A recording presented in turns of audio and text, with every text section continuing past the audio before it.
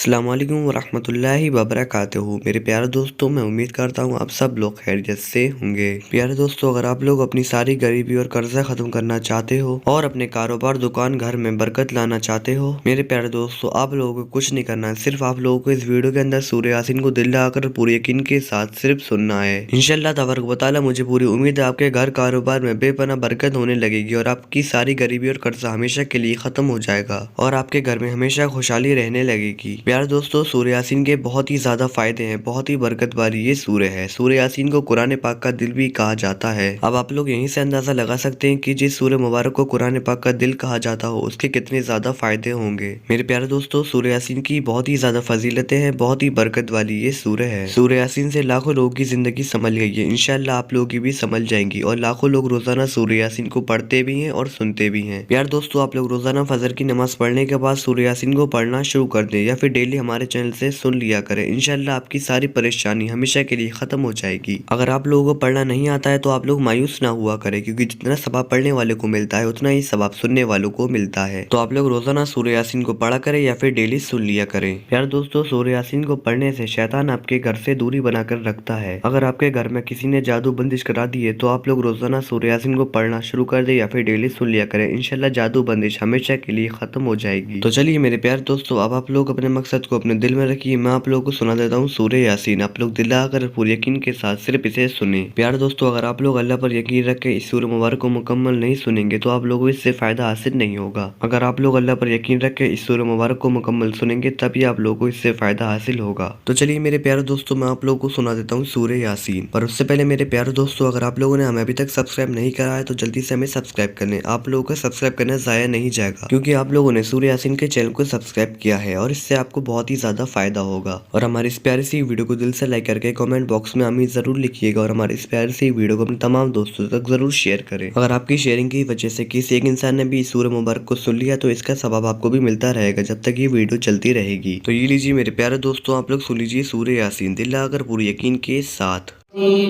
बिस्मिल्लाहिर्रहमानिर्रहीम। यासीन वल क़ुरआनिल हकीम इन्नका लमिनल मुरसलीन अला सिरातिम मुस्तक़ीम तंज़ीलल अज़ीज़िर रहीम लितुन्ज़िर क़ौमन मा उन्ज़िर आबाउहुम फ़हुम गाफ़िलून लक़द हक़्क़ल क़ौलु अला अक्तरिहिम फ़हुम ला युमिनून इन्ना जअलना फ़ी अअनाक़िहिम अग़लालन फ़हिय इलल अज़क़ानि फ़हुम मुक़महून वजअलना मिन बैनि ऐदीहिम सद्दन वमिन खल्फ़िहिम सद्दन फ़अग़शयनाहुम फ़हुम ला युबसिरून वसवाअन अलैहिम अअन्ज़रतहुम अम लम तुन्ज़िरहुम ला युमिनून इन्नमा तुन्ज़िरु मन इत्तबअ अज़्ज़िक्र वख़शिय अर्रहमान बिलग़ैब फ़बश्शिरहु बिमग़फ़िरतिन वअज्रिन करीम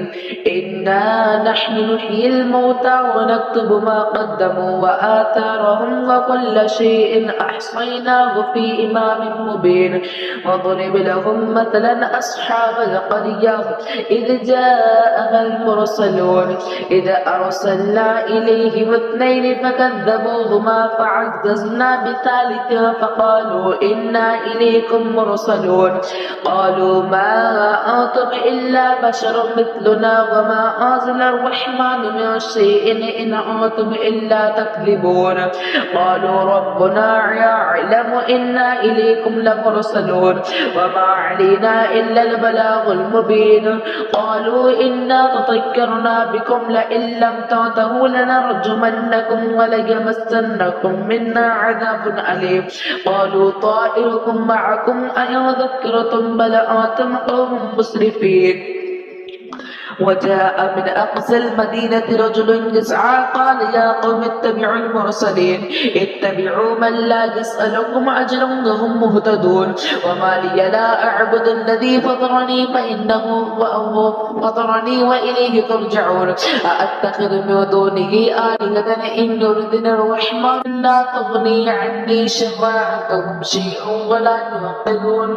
إني إذا لفي ضلال مبين إني آمنت برب ربكم فاسمعون قيل ادخل الجنة قال يا ليت قومي يعلمون بما غفر لي ربي وجعلني من المكرمين وما أرسلنا على قومه من بعده من وجود من السماء وما كنا منزلين يا كانت إلا صيحة واحدة فإذا هم خامدون يا حسرة على العباد ما يأتيهم من رسول إلا كانوا به يستهزئون ألم يروا كم أخلقنا قبلهم من القرون أنهم إليهم لا يرجعون وإن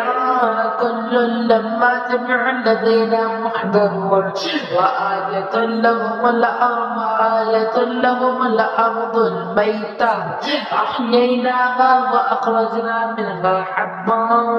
فمنه يأكلون وجعلنا فيها جنات من نخيل وأعناب وفجرنا فيها من العيون ليأكلوا من ثمره وما عملته أيديهم أفلا يشكرون سبحان الذي خلق الأزواج كلها مما تنبت الأرض ومن أنفسهم ومما يعلمون وآية لهم الليل نسلخ منه النهار فإذا هم مظلمون والشمس تجري لمستقر لها ذلك تقدير العزيز العليم والقمر قدرناه منازل حتى عاد كالعرجون القديم لا الشمس ينبغي لها أن تدرك القمر ولا الليل سابق النهار وكلنا في فلك يسبحون وآية لهم أنا حملنا ذريتهم في الفلك المشحون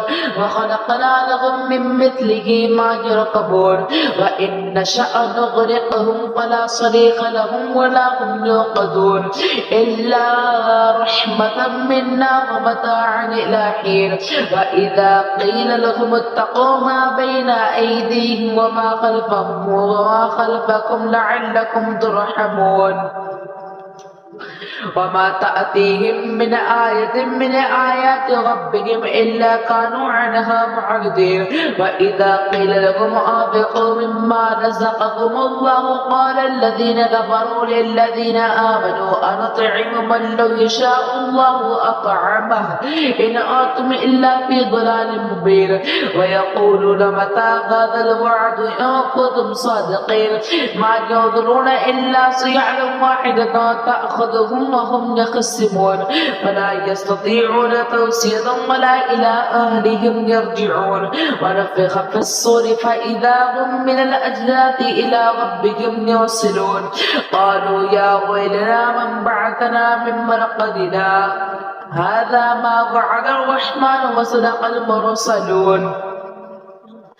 إن كانت إلا صيحة واحدة فإذا هم جميع لدينا محضرون فاليوم لا تظلم نفس شيئا ولا تجزون إلا ما كنتم تعملون إن أصحاب الجنة اليوم في شغل فاكهون هم وأزواجهم في ظلال على الأرائك متكئون لهم فيها فاكهة ولهم ما يدعون سلام قولا من رب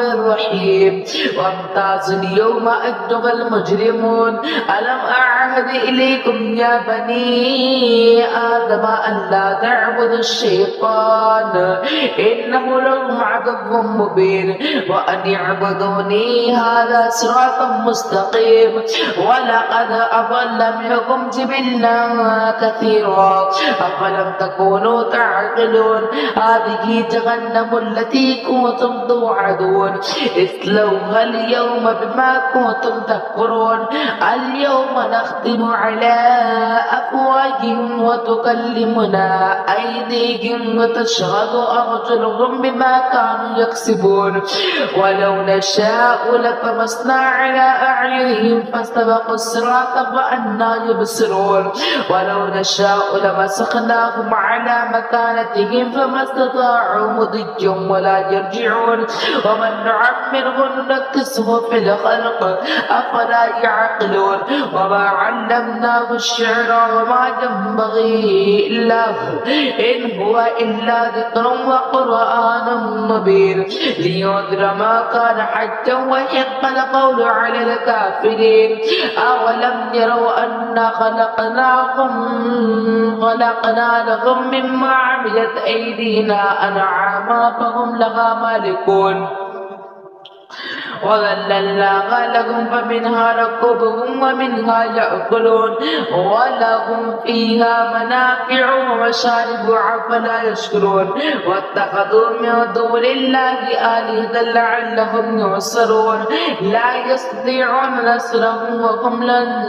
لهم جند محضرون فلا يحزنك قولهم إنا نعلم ما يسرون وما يعلنون أولم ير الإنسان أنا خلقناه من نطفة فإذا هو خصيم مبين وضرب لنا مثلا ونسي خلقه قال من يحيي العظام وهي رميم قل يحييها الذي أنشأها أول مرة وهو بكل خلق عليم الذي جعل لكم من الشجر الأخضر نارا فإذا أنتم منه توقدون أوليس الذي خلق السماوات والأرض بقادر على أن يخلق مثلهم بلى وهو الخلاق العليم إنما أمره إذا أراد شيئا أن يقول له كن فيكون فسبحان الذي بيده ملكوت كل شيء وإليه ترجعون